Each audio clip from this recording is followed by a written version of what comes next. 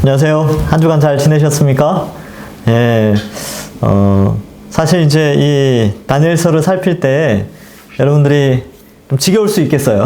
그러니까 강의하는 것 같기도 하고 벌써 3주째 이 그림 그려놓고 설명을 하고 있으니까 얼마나 좀 그렇겠습니까? 근데 이때 아니면 이 부분을 못 다룹니다. 여러분이 아마 제가 이렇게까지 이렇게 될까? 만약에 주일날 어른들 설교를 이렇게 할 수 있을까? 이 생각해 볼 때 좀 쉽지 않을 것 같아요. 나중에 조금 더 어떻게 될지 모르겠지만, 그러니까 이참에 좀 지겹고 하더라도 또 어떻게 받아들일지 모르겠지만 어쨌든 잘 다니엘서 뒷부분을 제대로 알고 가는 게 상당히 유익하지 않을까 그런 생각을 합니다. 기도하고 시작하겠습니다. 하나님 감사합니다. 참 어려운 본문을 저희가 보면서 오히려 이 어려운 본문을 보면서 이 시대와 적용할 수 있도록 또한 은혜를 주시니 감사합니다. 반복되는 역사 속에 하나님의 백성들이 어떻게 살아야 될 것인지 알게 하시고 거센 파도와 엄청난 태풍과 폭풍과 같은 인류사의 격변의 시기를 살아간다 할지라도 우리는 하나님을 바라보고 요동치 않고 하나님 백성답게 믿음 생활 잘하는 저희들 되게 하여 주옵소서. 지금은 코로나로 인하여 온 세계가 격변의 시간을 보내고 있습니다.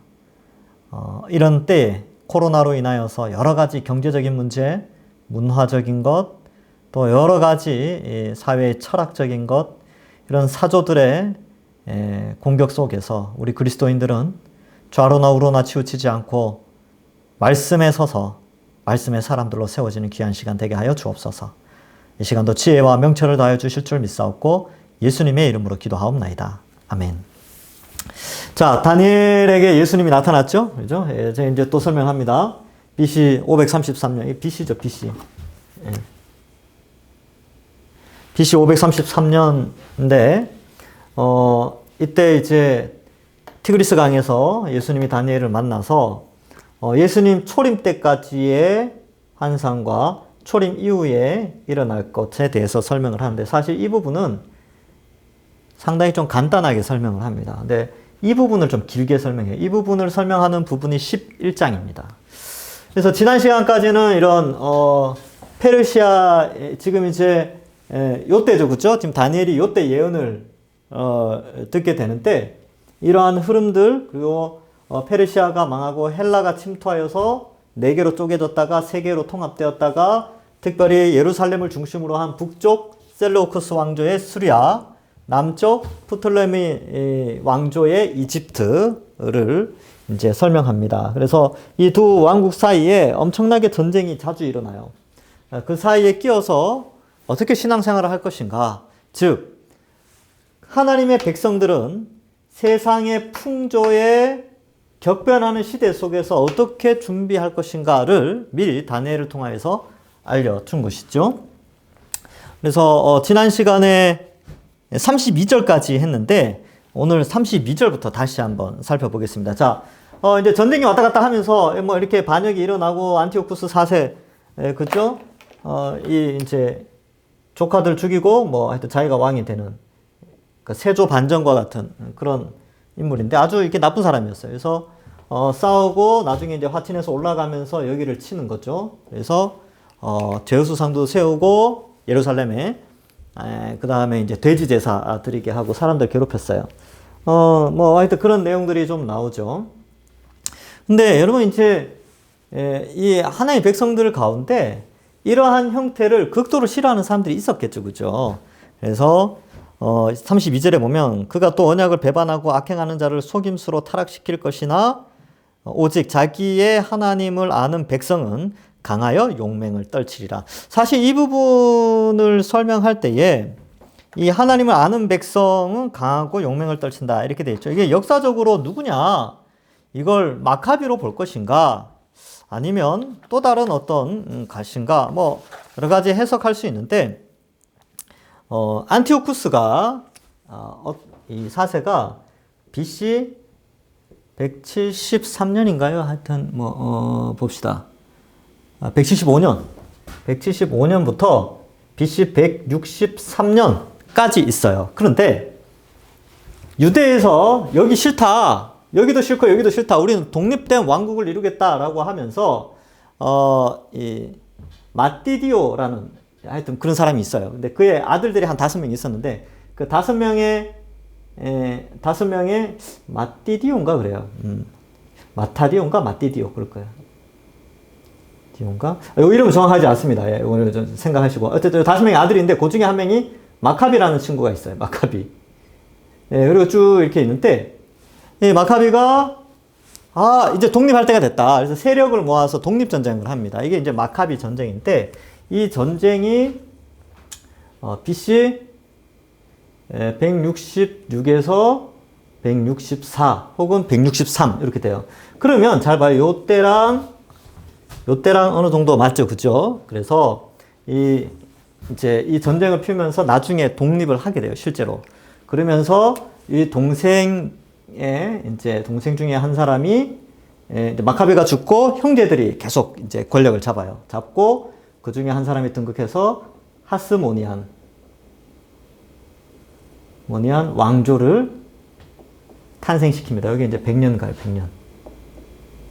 왜 100년이 가냐면 BC 63년에 폼페이우스가 로마의 장군이죠. 폼페이우스가 여기를 점령합니다. 그래서 그런 역사가 좀 있어요. 폼페이우스라고 이제 초기 로마의 3두 정치를 했던 사람인데 그 이름 하여튼 그래요. 그래서 그런 거 보면 뭐 하여튼 재밌습니다. 자, 뭐 3두 정치 그러면 이제 가이사죠. 가이사 C죠. 그다음에 폼페이우스. 그다음에 크레몬데 하여튼 그 사람이 있어요. 한 사람 더 있습니다. 하여튼 그렇게 이제 3두 정치를 하는 가운데 있어요. 자, 어쨌든 요런 역사적 배경이 있는데 저는 이 본문을 읽을 때에 중요하게 여긴 것은 이 하나님을 아는 백성은 강하여 용맹을 떨치리라. 여기가 이게 마카비 이 전쟁을 통해서 탄생하는 하스모니안 왕조인가 아닌가 뭐 여러 가지 해석이 있어요.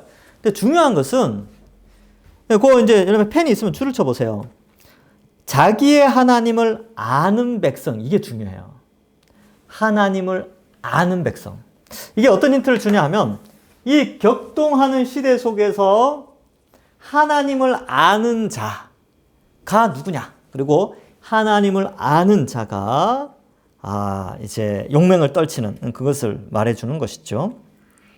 그래서 우리도 사실 이 타락한 시대 속에서 21세기 이 시대 속에서 살고 또 코로나 시대에 살면서 누가 이 시대에 하나님이 인정하시는 용맹한 자인가? 하나님이 정말 너는 이 시대에 정말 필요한 사람이구나.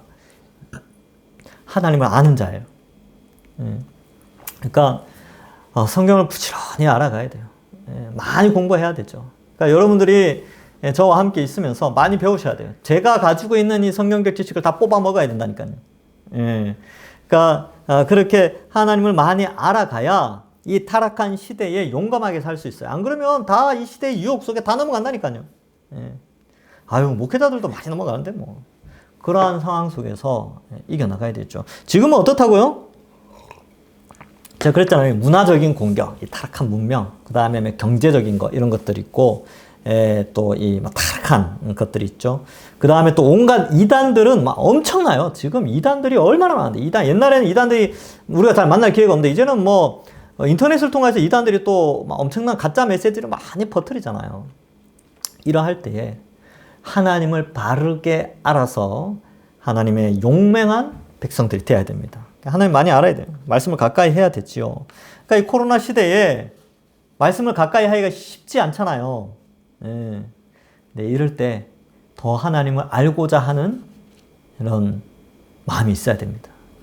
여러분들이 젊어서 인생이 길다고 생각하는데 사실은 영혼의 관점에서 보면 짧아요. 100년도 아주 짧은 순간입니다. 그러니까 이때를 잘 인내하면서 그렇게 살아가는 것이죠. 자, 32절에 이제 그런 표현이 나오죠. 자기의 하나님을 아는 백성은 용맹하게 된다. 그러면 에베소서 2장 2절에 보면 우리가 어떤 상태였냐면 세상의 풍조를 따르고 또 공중 권세 잡은 자를 따랐으며 마음과 육체의 소욕대로 살아갔는데 어떻게 됐냐? 에베소서 1장 17절에 우리 주 예수 그리스도의 하나님 영광의 아버지께서 지혜와 계시의 영을 너희에게 주사 하나님을 알게 하시고 이렇게 돼 있어요. 그러니까 이 시대는 성령 하나님 우리 속에 오셔서 하나님을 알 수 있도록 말씀을 통하여 하나님을 알 수 있도록 해주셨기 때문에 우리 모두는 용맹한 자로 용감한 자로 이 시대에 타락한 죄악된 문명 속에서 싸워 승리하며 살 수 있도록 하셨죠. 뿐만 아니라 하나님의 전신갑주를 허락하셨죠. 예.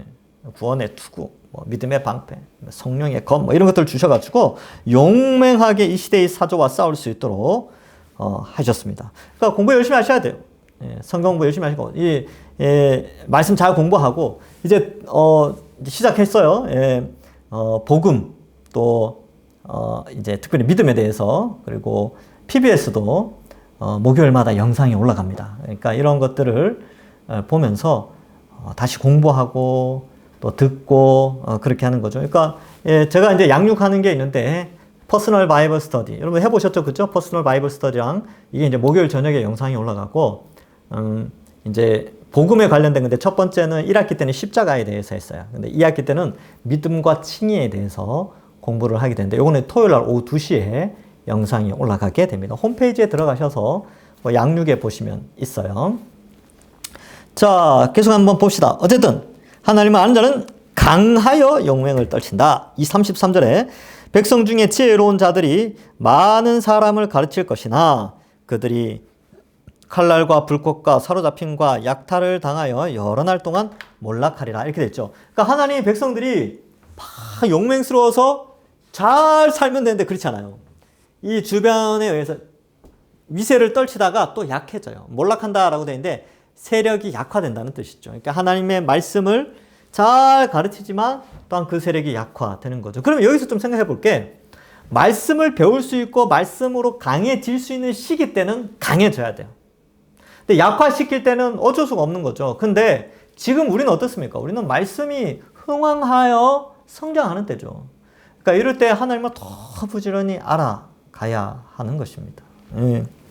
그래서 안타깝게도 어쨌든 BC 1세기, 2세기 때는 이 전투 사이에서 용맹한 자, 말씀을 많이 알고 용맹한 자들이 그렇게 길게 가지 못했어요. 이 마카비 전쟁을 통해서 하스모니안 왕조가 등장하는데 결국 100년밖에 못 가거든요. 그러니까 이런 것들을 볼 때에 말씀 배울 수 있을 때 배워야 됩니다. 자, 그래서 어쨌든 백성 중에 지혜로운 자의 특징이 뭐예요? 많은 사람을 가르치죠. 그래서 제가 잘 가르치려고 노력은 합니다. 잘 가르치려고 노력하는데 왜냐하면 제 사명이 그거거든요. 제 사명은 가르치는 거예요. 제 사명은 잘 가르쳐야 되겠죠. 그래서 말씀을 좀 잘 가르치고 어려운 것도 좀 재미있게 가르치고 그래야 되는데 아직은 좀 어떨지 모르겠습니다. 그래서 제가 가끔씩 그래요. 1타 강사 이런 용어를 쓰더라고요. 제가 이제 그게 무슨 용어인지 잘 모르겠는데 어쨌든 강의 잘하는 사람인가 봐요. 근데 그 사람들이 왜 그렇게 강의를 잘하는가? 왜 똑같은 내용인데 저 사람들은 저렇게 강의를 잘하는가? 한 번씩 봐봐요. 한번 봐보면 제가 들어도 잘 가르쳐요. 재밌어요. 그래서 하나님 저에게도 더 정말 이 말씀을 잘 가르칠 수 있도록 그래서 정말 우리 동산교회에 속한 성도들만큼은 탁월한 신앙의 실력으로 성장할 수 있도록 성적이 오르듯이 이렇게 이제 세상 학문에서는 성적이 오르잖아요. 우리 교회 성도들은 이 신앙의 성적이 쑥쑥 올라가지고 하나님께서 막 기뻐하시는 그러한 도구로 좀 쓰여지기를 바랍니다. 그래서 여러분들도 기도 좀 해주세요. 예, 그죠? 그래서 제가 더 잘 가르치고 성도들이 더 잘 이해할 수 있도록 하나님의 귀한 도구로 사용될 수 있도록 여기 이제 백성 중에 지혜로운 자들이 많은 사람을 가르치죠. 그죠? 이 가르치는 사명이 있어요. 근데 어떻게 돼요? 그들이 칼날과 불꽃과 사로잡힘과 약탈을 당하여 여러 날 동안 몰락하죠. 그래서 진리에 합당하게 살면은 몰락한다라는 표현은 이 십자가의 길이다라는 걸 보여주고 있는 거예요. 그러니까 신앙을 제대로 가지고 살아가면 봐요. 안티오쿠스 4세가 우상 숭배하게 만들었잖아요. 그죠? 그러니까 이렇게 북쪽, 남쪽 이집트는 또 얼마나 그 우상 숭배가 관영합니까? 그러니까 이 양쪽 아래 위로 세력에 타협하지 않고 오직 하나님만 섬기려고 하면 얼마나 큰 핍박이 있을까요? 오늘날도 비슷하죠? 여러분, 나 예수 믿고 예수님만 참된 구원이다. 예수님이 원하시는 참된 이 성경적 가치관으로 세상을 살아가면 어떻습니까? 다 싫어하지 뭐. 다 싫어한다니까요. 예, 쌩이들 싫어해요. 근데 어떡합니까? 용감함이 필요합니다. 예, 용감함. 비록 세속 사회 속에서 인정받지 못하고 마치 비참한 비루한 인생을 살아가는 사람처럼 보인다 할지라도 성경적 관점에서 하나님은 그를 용감한 자로 인정해 주시는 것이죠. 그러니까 여러분 세상 속에서 그리스도인임을 밝히 드러내시고 예, 그렇게 삽시다. 자, 볼까요? 34절 그들이 몰락할 때 도움을 조금 얻을 것이나 많은 사람들이 속임수로 그들과 결합할 것이며 아주 이게 여러분 이 흐름이 어떤가요? 이게 전쟁과 전쟁 속에 내란이 있고 그 속에서 또 막 자기들끼리 싸우고 정치 당파 싸움하면서 막 하고 결탁하고 또 서로 속이고 그러면서 넘어가고 막 그런 이러한 장면을 보여주는데 오늘날 이 시대와 너무나 비슷해요. 네, 너무나 비슷합니다. 자, 그래서 그리스도인 뭐 여기에 이제 하나님 백성들이 뭐 속고 속이며 또 이렇게 막 이렇게 살아가는 것이죠. 자, 그래서 우리는 뭐 결국 중심은 어쨌든 말씀으로 돌아가야 돼요. 이 시대에 이 거대한 물질 숭배 사상과 이단의 공격, 세속주의 압력 속에서 마치 수리아와 이집트의 공격과 같은 그런 갈등이 있다 할지라도 지혜로운 자가 되어서 용맹을 떨치고 말씀을 잘 배우고 잘 가르쳐야 되는 것이지요. 참 아이러니하죠. 근데 여기 이제 몰락하는 거 보면 이렇게 열심으로 하나님 영광에서 살아가고자 하는데도 몰락하죠. 이 하스모니안 왕조가 굉장히 강할 것 같았는데 몰락합니다. 사실 이 하스모니안 왕조도 성경적이진 않아요. 이렇게 보면 이제 막 그 성직 매매 이런 거 많이 하거든요. 그러니까 원래 대제사장의 자격이 없는 사람들이 대제사장이 되고 막 그런 문화가 되면서 예수님 시대 때 어때요? 뭐 그저 대제사장들이 많죠. 그죠? 원래 대제사장은 한 명이어야 돼요. 대제사장이 죽으면 그 아들이 이제 물려받고 그렇게 하는 거였는데 예수님 시대 때 대제사장이 벌써 한 두세 명 된다니까요. 그리고 그러한 사람들이 다 돈을 주고 사고 막 그런 이미 타락할 대로 타락한 거죠. 그래서 예수님이 오셔서 막 혼내고 막 그런 게 있습니다. 자, 어쨌든 하여튼 결합하고 속임수로 그들과 결합하며 또 뭐 몰락하고 막 그런 게 돼요. 그런데 또 어때요? 35절을 한번 봅시다. 예. 35절에 보면 그런 내용이 나오죠.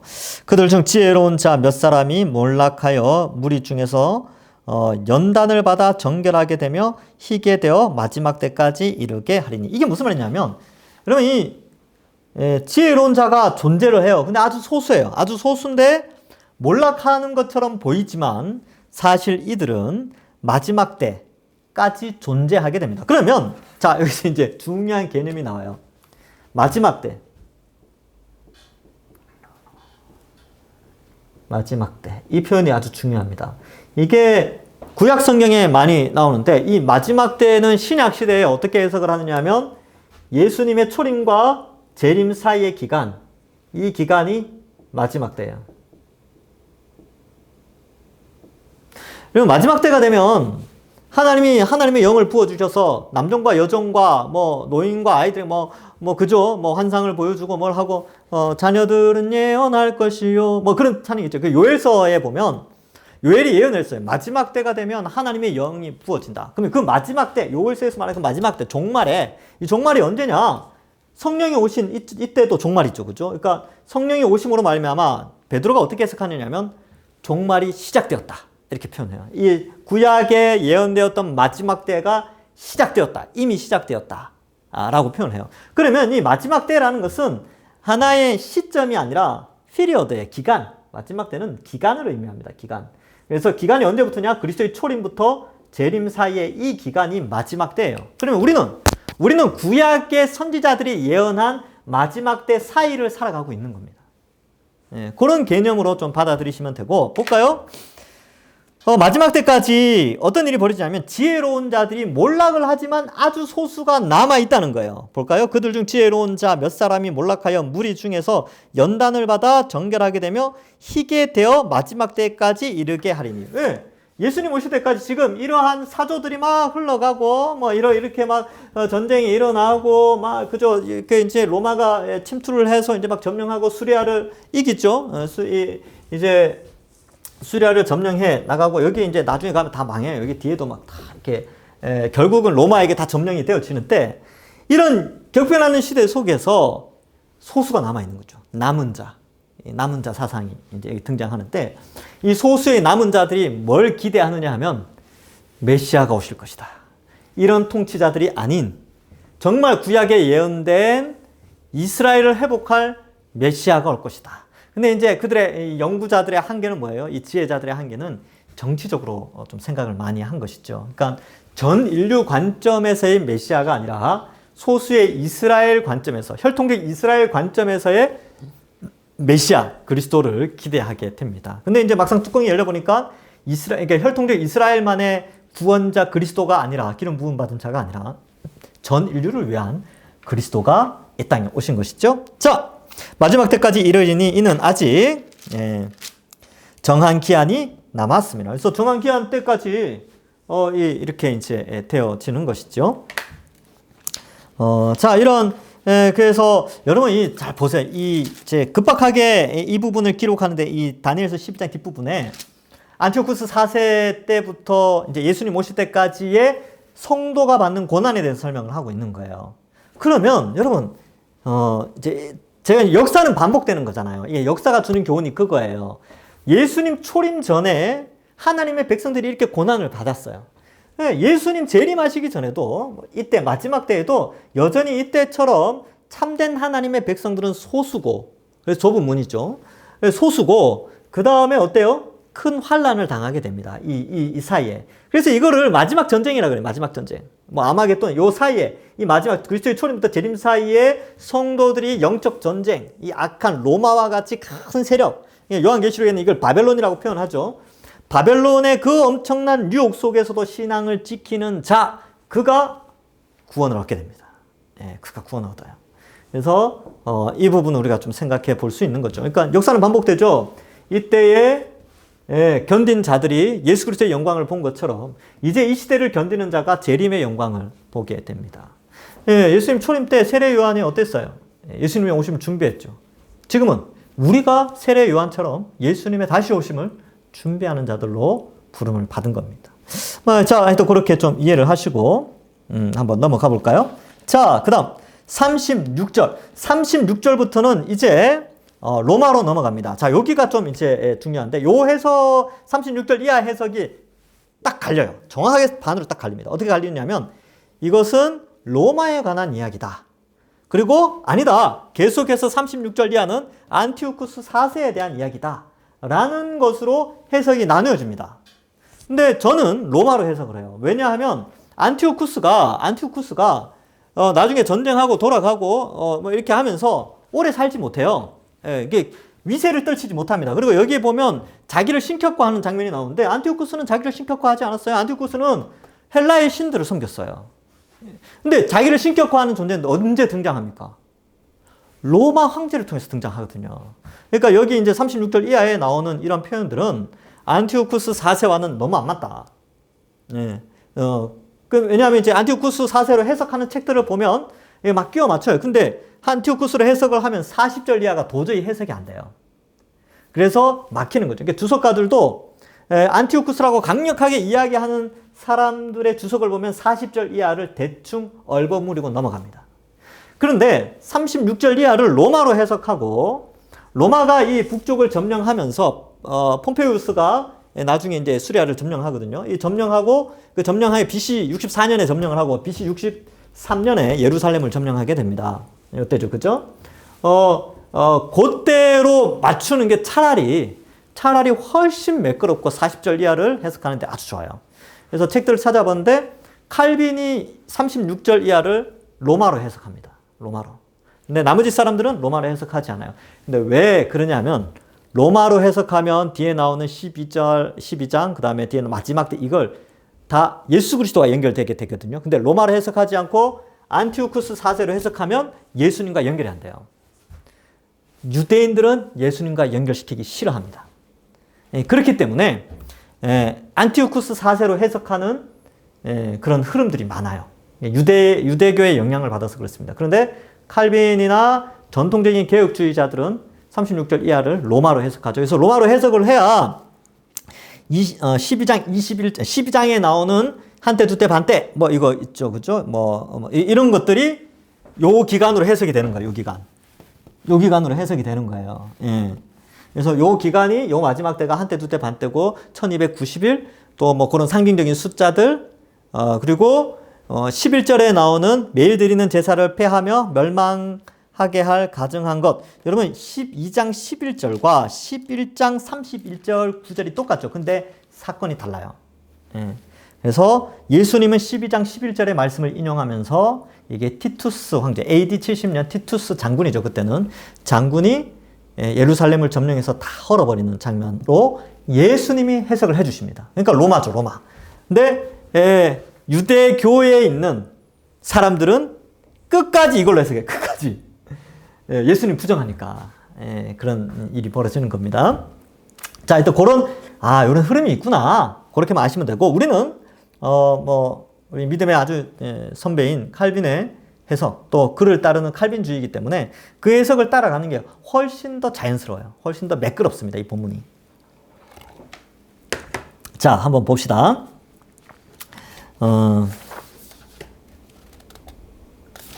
자, 그리고 이제 여기 이제 하나 더 설명을 해줄게요. 35절에 안 하고 넘어간 게 있는데, 이건 꼭 한번 말씀드리고 싶네요. 거기 보면 지혜로운 자들이 몰락하지만 어때요? 연단을 받고 정결하게 되고 희게 되죠. 그러니까 이 부분에 있어서 정결하게 되고 연단받고 정결하게 희게 되는 것이 어떻게 되느냐면 몰락을 통해서 이루어져요. 그러니까 핍박받고 약화되고 마치 세상에서 실패자처럼 비참해지는 그런 소수들을 성경은 어떻게 되냐면, 성경은 어떻게 표현하냐면 연단받고 정결하게 되고 희게 되어지는 것으로 묘사하고 있다는 것입니다. 그래서 칼빈의 책을 보니까 이렇게 표현하고 있어요. 칼빈은 연단, 정결, 희게 됨을 설명하면서 인간은 절대 완전할 수 없기에 하나님께서 박해를 통해 연단하고 정결케 하며 희게 하신다라고 설명하고 있어요. 이제 그대로 인용한 걸 제가 읽어볼게요. 제가 이거 옛날에 연구할 때 이렇게 써놨어요. 칼빈의 말을 그대로 인용했습니다. 더할 나위 없이 훌륭한 인간에게서 제 아무리 거룩함이 빛을 발한다 해도 그들 속에서 많은 오점과 큰 결함이 감추어져 있고 그들의 수많은 약점이 있기 때문에 박해는 항상 그들에게 유익했다. 이렇게 쓰고 있어요. 칼빈 다니엘서 주석 330페이지에. 그렇게 되어 있습니다. 그러니까 우리도 마찬가지예요. 우리도 사실 이 타락한 시대 속에서 우리도 연약하죠. 여러분 제가 완전할까요? 아니요. 여러분 저를 알면 실망할 것들이 훨씬 많아요. 어떤 면에서는. 저희 집사람이 잘 알아요. 그 집사람이 저를 보면서 늘 하는 말이 정말 하나님 살아계신다.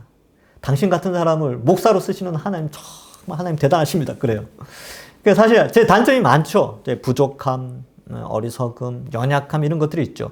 근데 제가 언제 강해지느냐라고 할 때는 이제 저는 말씀을 통해서 많이 강해져요. 말씀을 통해서 많이 강해지는데 특히 또 어려움을 당할 때 연단받고 다듬어지고 그렇게 되는 걸 많이 봅니다. 그러니까 가정에 어려움이 온다든지 개인적인 삶에 어려움이 오고 오해를 받고 막 이렇게 할 때 그러면서 제가 굉장히 많이 연단이 되어져요. 그러니까 이게 뭘 의미하냐면 그리스도인들은 편안하면 약점이 노출되고 연단이 안 돼요. 근데 어렵고 힘들고 지치고 왜 나에게만 이런 고난이 옵니까? 라고 하면서 연단되어진다는 거예요. 그러니까 여러분들 지금 힘드신 분들이 있죠? 왜 또 하나님 살아계신 거 맞습니까? 살아계시니까 지금 연단의 때를 걷는다 이렇게 생각하시면 돼요. 잘 이겨나가시기 바랍니다. 자, 36절 보겠습니다. 자, 볼까요?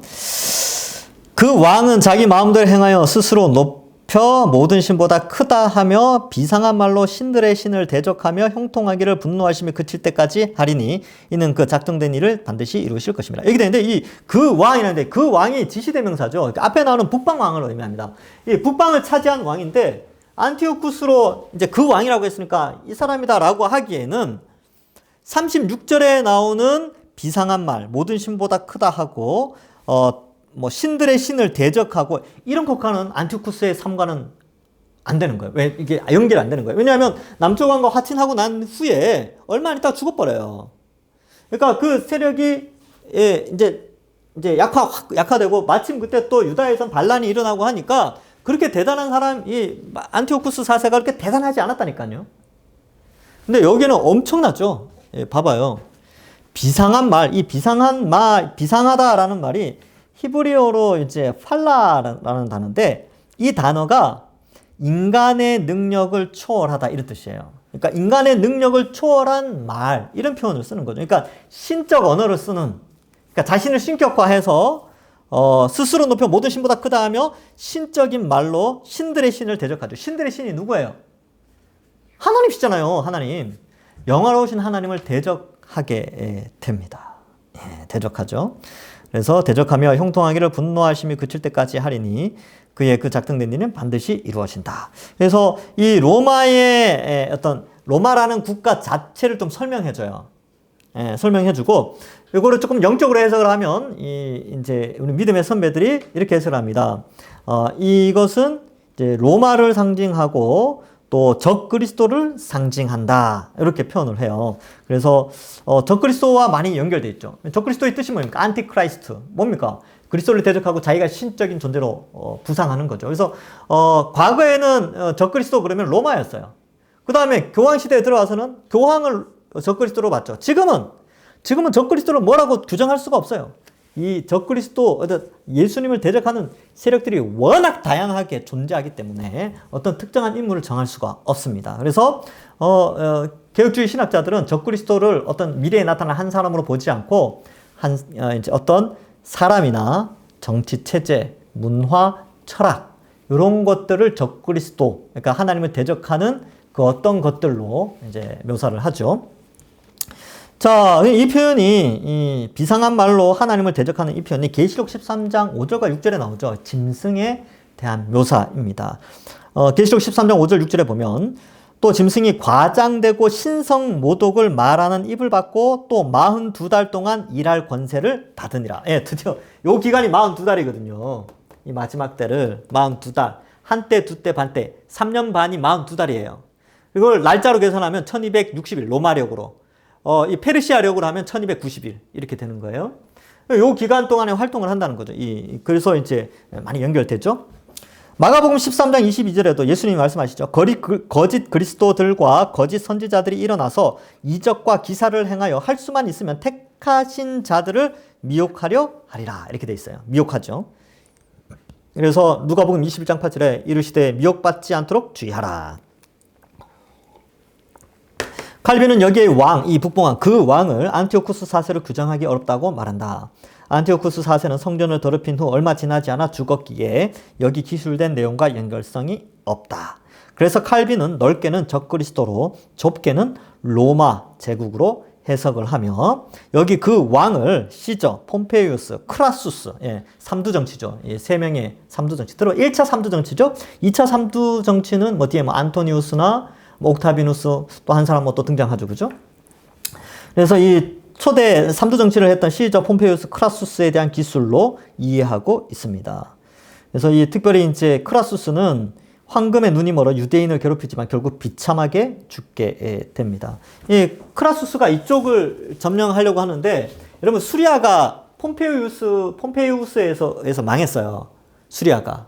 이 셀레우쿠스 왕조가 망합니다. 그런데 그 잔존 세력, 과거 페르시아 민족의 후예들이 여기에 나라를 또 이제 세우게 돼요. 이게 파르티아라는 건데, 여러분 이 페르시아의 왕조 중에 사산 왕조라고 들어보셨습니까? 세계사에서 사산 왕조. 저는 어렴풋이 기억나요. 고등학교 때 세계사 배울 때 사산 왕조. 이제 나중에 이 지역에서 크라수스가 활동하다 크라수스가 이 사산 왕조, 파르티아 왕국과 이 갈등 속에서 이게 점령을 제대로 못해요. 그래서 죽게 됩니다.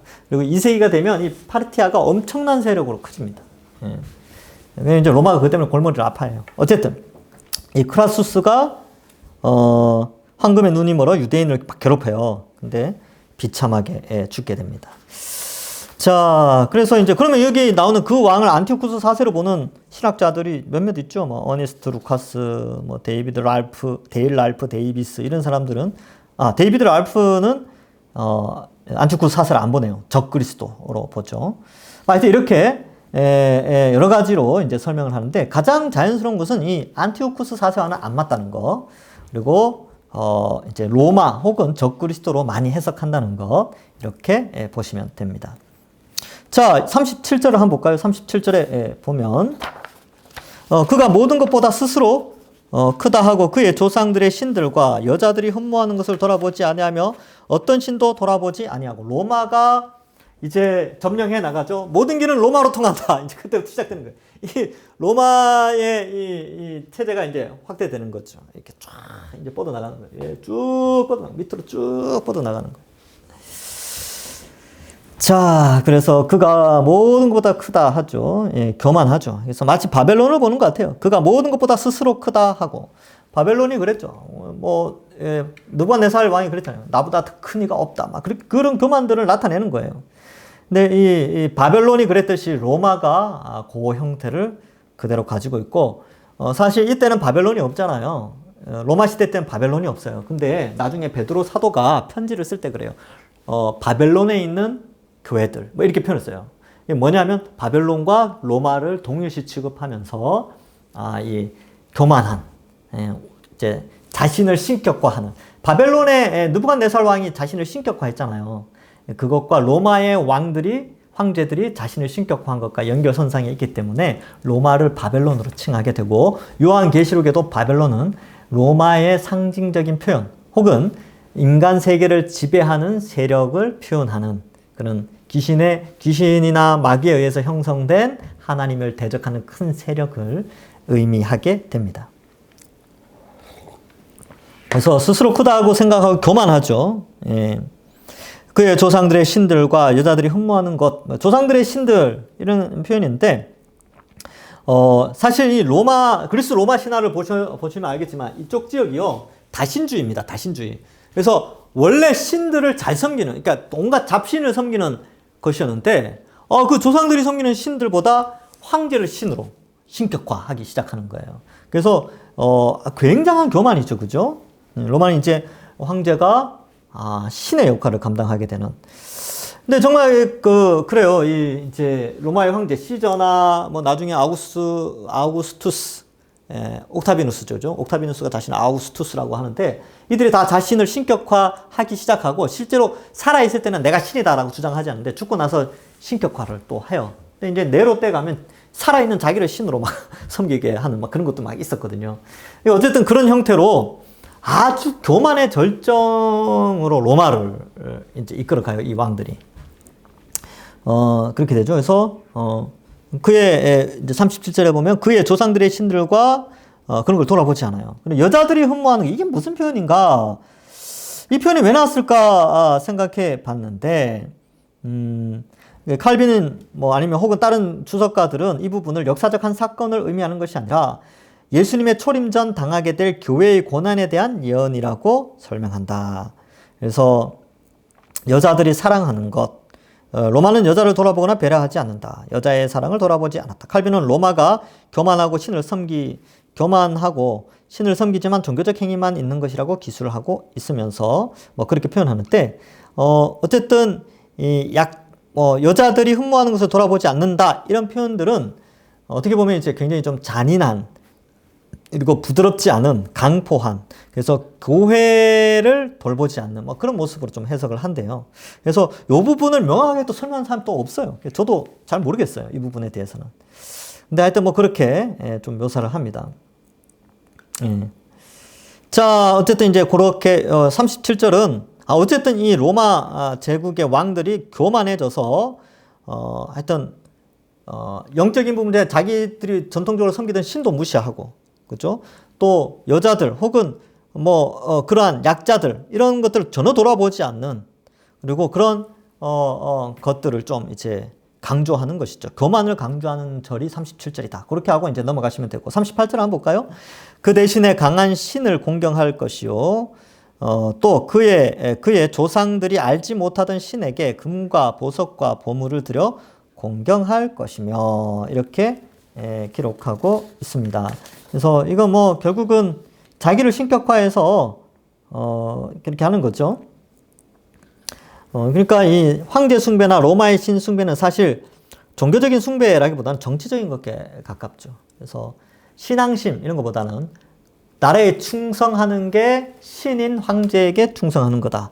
그러니까 종교와 정치가 분리되는 게 아니라 이걸 하나로 묶어버려가지고 아주 이렇게 표현하고 있습니다. 로마가 신을 섬겼죠. 황제도 신을 섬겼죠. 그런데 신을 무서워하지 않았어요. 예. 그리고 하여튼 그렇게 자신에게 유리한 신의 이름을 통하여서 금은 보석을 투자하게 되는, 또 그걸 이제 많이 얻으려고 하는 그런 뭐랄까 탐심이 가득한 그러한 로마로 좀 표현하고 있습니다. 자, 어쨌든 볼까요? 39절에 그는 이방신을 힘입어 크게 경고한 산성들을 점령할 것이요 무릇 그를 안다 하는 자에게는 영광을 더하여 여러 백성을 다스리기도 하며 그에게서 뇌물을 받고 땅을 나눠주기도 하리라. 이 그가 지금 로마죠. 로마인데 로마의 왕들을 의미하는데 로마의 왕들의 그런 사상을 좀 기록하고 있어요. 그래서 여기서 이제 39절의 특징은 37절과 37절에 잘 봐요. 37절은 교만이에요. 38절은 뭐 하여튼 그런 이제 신을 통하여서 부귀영화를 취하고, 그것이 39절에도 여전히 뇌물을 받고 땅을 분배하는 장면으로 연결되어집니다.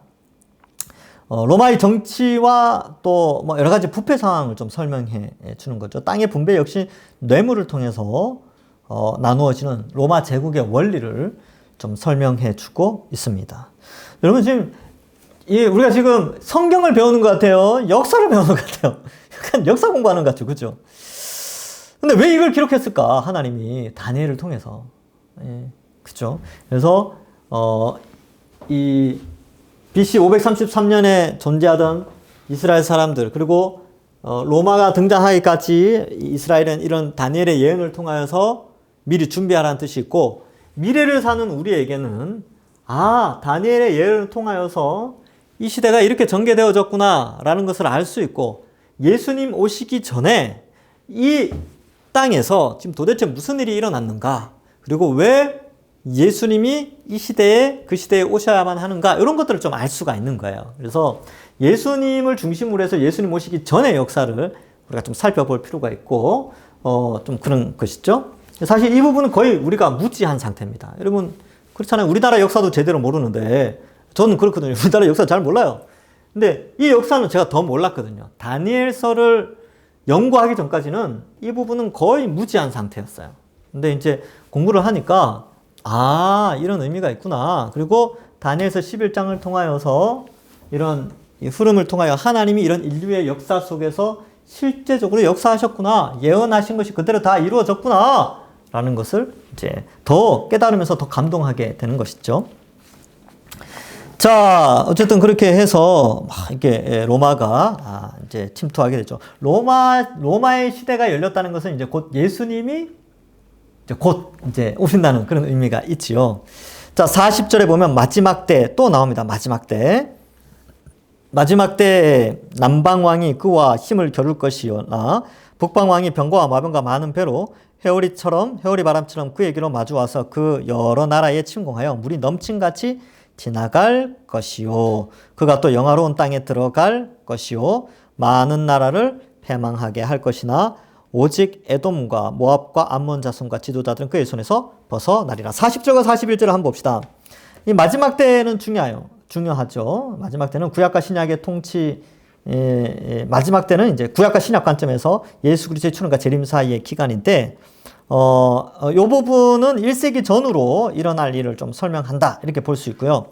이 마지막 때의 이제 표현인데, 이 두 가지로 이것도 조금 볼 수 있어요. 요 이 40절과 41절 어떻게 보냐면, 이게 폼페이우스, 그 다음에 옥타비누스. 이 옥타비누스가 아구스투스예요. 이제 지중해 동부 쪽을 좀 통일하는 데 있어서 큰 역할을 한 사람인데, 폼페이우스가 수리아를 점령하죠. 이게 BC 64년이에요. 그리고 BC 63년에 여기를 점령하거든요. 예루살렘 점령을 해요. 그래서 로마가 BC 63년에 로마가 아니고 예루살렘이 이 유다 지역이 BC 63년에 그동안 마카비 전쟁 이후에 하스모니안 왕조가 100년 동안 다스렸는데 이때 정권을 로마에게 넘겨주게 됩니다. 그래서 이제 이런 의미가 좀 있고요. 40절에 보면 이제 북방왕이 이제 남쪽 왕 이집트를 점령하는 거죠. 이게 폼페이우스가 이집트를 들어가요. 이 폼페이우스가. 근데 이때 이집트를 다스리는 왕이 이제 이때도 아주 복잡해요. 이때 아주 복잡한데 이때 클레오파트라 7세예요. 7세. 미녀라고 소문이 나 있죠. 근데 역사를 보면 외모에 대한 것보다는 이 지식이 탁월했어요. 그러니까 특별히 언어적인 면에서 뭐 7개국인가 9개국 언어를 쓴다고 그랬어요. 그러니까 이 정말 똑똑한 여자죠. 그래서 이제 나중에 이제 파라오로 등극을 해서 나중에 시저, 폼페이우스 말고 시저와 시저 사이에서 아들을 낳고 또 나중에 이제 두 번째 삼두 정치에 있었던 안토니우스와 또 이렇게 해가지고 또 애를 또 낳아요. 예, 그래서 뭐 하여튼 복잡합니다. 복잡해요.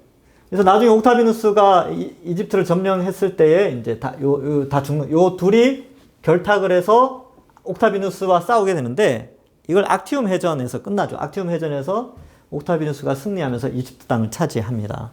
그러니까 뭐 요런 폼페이우스와 옥타비누스. 근데 요 때가 이제 BC 30년쯤 될 거예요. BC 30년. 그 악티움 해전이 아마 BC 30년인가 그럴 거예요. 그러니까 불과 한 30년 지나서 이런 일들이 일어났죠. 클레오파트라는 37인가 39에 죽게 됩니다.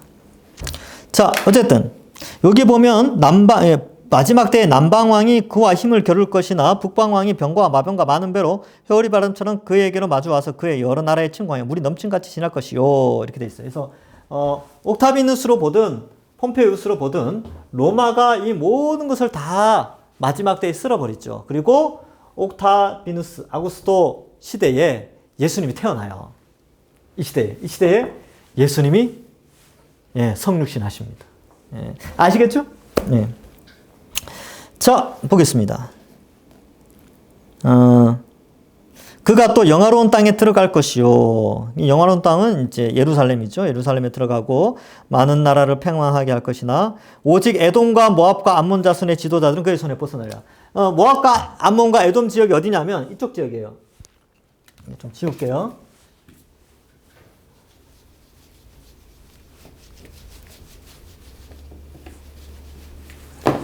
모압과 암몬과 또 어디 있어요? 에돔, 모압, 암몬 이쪽 지역이거든요. 그러니까 이스라엘 동쪽 지역 이쪽 지역인데 이쪽 지역의 이 나라의 이름이 뭐냐면 나바티아 왕국 이렇게 표현해요. 근데 이 나바티아 왕국을 로마가 점령을 못합니다. 초창기에는. 그래서 나바티안 왕국이네요. 나바티안 왕국 점령을 못합니다. 근데 나중에 점령을 해요. AD 2세기에 결국은 로마의 속국이 되는데 어쨌든 이때는 이 마지막 때 초창기, 그러니까 예수님 초림하시는 그 전후에는 여기 여전히 여기 독립되어 있는 거예요. 나바티안 왕국으로. 자. 막 이렇게 이제 로마를 좀 의미하고 있습니다. 자, 계속 봅시다. 42절. 그가 여러 나라들에 그의 손을 펴리니 애굽 땅도 면치 못할 것이니. 옥타비누스에 의해서 악티움 해전에서 끝나는 거죠. 그가 건세로 애굽의 금은 보수 모든 몸을 차지할 것이요 리비아 사람과 구스 사람이 그의 시종이 되리라.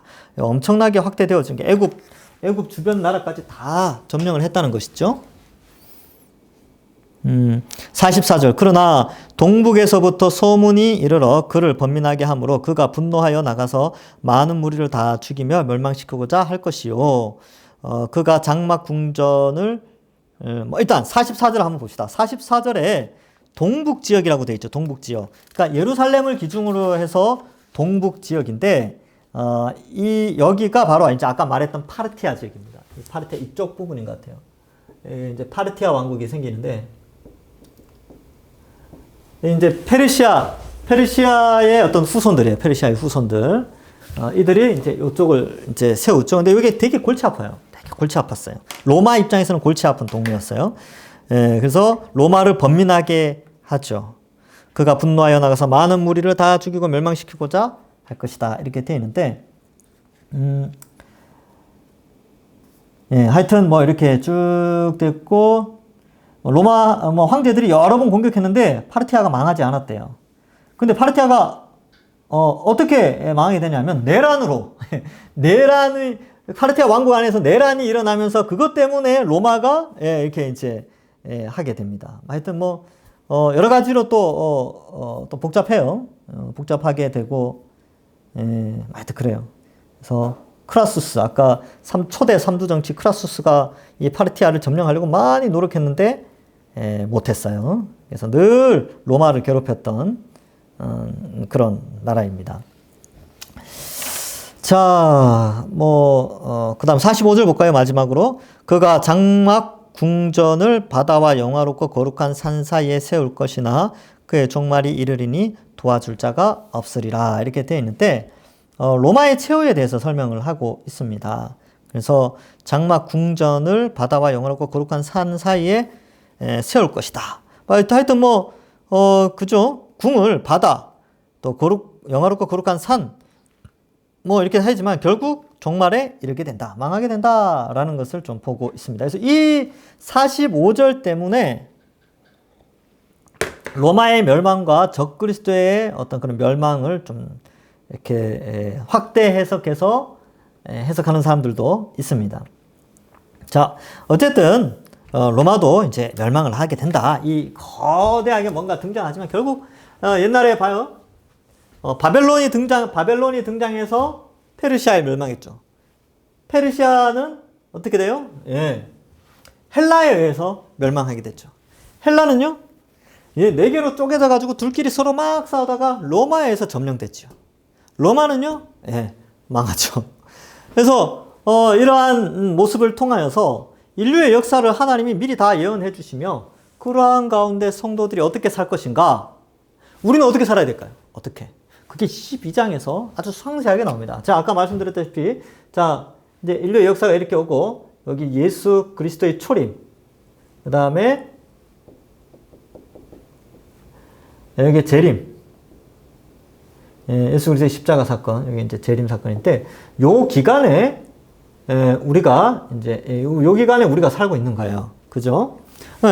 이 기간에 로마는 멸망하게 될 것이고, 그럼 우리는 어떻게 살 것인가? 우리는 요 기간에 그리스도의 오심과 재림 사이에 요 기간에 지혜 있는 자는 어때요? 하늘의 별과 같이 빛나게 될 것이다. 지혜 있는 자가 누구라고요? 앞에서 하나님을 아는 자. 그러면 예수님 초림, 재림 때까지 전 인류가 하나님의 백성이 되고 지혜로운 자가 될 수 있는 것이죠. 그리고 하늘의 별과 같이 빛나게 되는 때, 그런 영광스러운 성도의 영화도 기록하고 있지만 12장에 가면 고난도 기록하고 있습니다. 그래서 이 역사를 우리가 한눈에 볼 수 있죠. 그러니까 하나님의 관점에는 복잡하게 이 부분을 좀 설명하지만 그리스도의 초림과 재림 사이는 아주 단순하게 설명을 해버려요. 단순하게. 이때 하나님 나라가 이미 임하였지만 아직 완성되지 않고 그리스도의 나라가 임했어. 그런데 성도들은 어떻게 살아가야 되고 어떻게 될 건데 이거 별거 아니야. 잘 견디면 돼. 이런 형태로 끝나는 거예요. 이게 다니엘서 12장이 그렇게 마무리되는 거예요. 다음 주가 기대가 되겠죠. 그죠? 그래서 그때에 마지막 때예요. 마지막 12장 1절에 보면 내 민족을 호위하는 큰 군주 미가엘이 일어나죠. 그러니까 미가엘이 일어난다는 것은 새 이스라엘, 하나님의 백성들을 위한 뭔가 엄청난 일이 일어나게 된다는 겁니다. 그건 다음 주에. 이제 좀 더 재밌네요. 이제 12장에 나오는 내용들이 오늘날 살아가는 우리와 상당히 밀접하게 연결되어 있고, 요한계시록에 나오는 용어들이 여기서 많이 나와요. 많이 나오게 됩니다. 그래서 함께 살펴보겠습니다. 어쨌든 한 주간 잘 지내시고, 또 역사 공부하신다고 고생하셨습니다. 그래서 다니엘 마지막까지 끝까지 좀 잘 공부하고, 백신 맞고 이렇게 하면서 나중에 이제 좀 있으면 확진자 줄어들 것 같고요. 또 대면으로 예배 드릴 때 그때 반가운 얼굴로 또 봅시다. 그리고 이제 이러한 다니엘서 같은 경우는 어쩌면 저는 그렇게 생각해요. 여러분들 이게 앉아 있으면서 내가 이거 막 쓰고 하기가 참 쉽지가 않았을 것 같아요. 반응도 봐야 되고 하는데 오히려 지금처럼 아무도 없이 그냥 카메라 가지고 막 이렇게 막 하는 게 저는 속 편해요.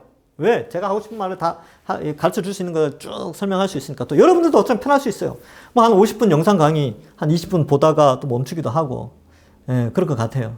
제가 이제 들어가 실시간 영상 들어가 보면 시청자 저 한 사람이나 또 한 사람 있어요.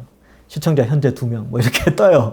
그래서 우리 청년들이 보다가 끊고 또 보다가 끊고 이렇게 하겠구나.